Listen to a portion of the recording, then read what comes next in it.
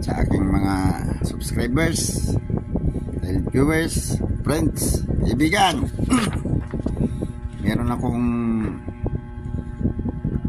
20 francs.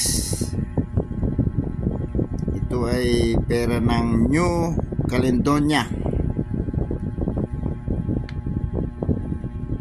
Ito ay 20 francs with AUM. Features location New Caledonia overseas branch using issuing institution overseas institution issued Institute of Immersion de Outremer. Period French overseas territory 1988. Type is non-circulation coins. Years 2006 to 2018. Value 20 francs. Wala siyang value sa peso. Currency CFP franc. Composition copper nickel. Hindi ito magnetic. Copper nickel tea. Weight 10 grams. Diameter 28.5 mm. Shape round. Technique melt. Orientation coin alignment. Coin alignment siya kasi baliktaran to eh.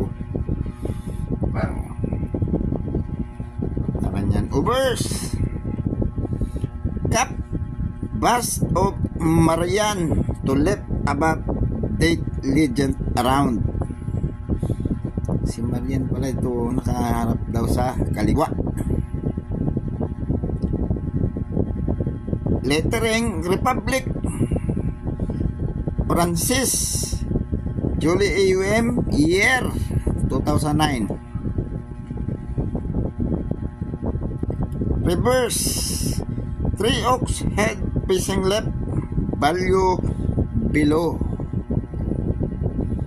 Meron daw tatlong oaks nakaharap pa kaliwa, pero yung isa nakayuko. Ano ba ang tama dito? Kasi nakayuko itong isang to. Nakayuko ito eh. Dapat nakaharap din to dito eh. Hindi kaya error coins to. Ang value niya sa peso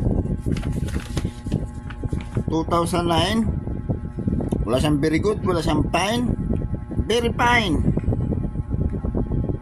Meron siyang 69, extra fine 83, almost uncirculated 94, uncirculated 140. Ang mahal niya. Aking mga silent viewers dyan, parang pwede makapaglambing ng subscribe naman. Salamat.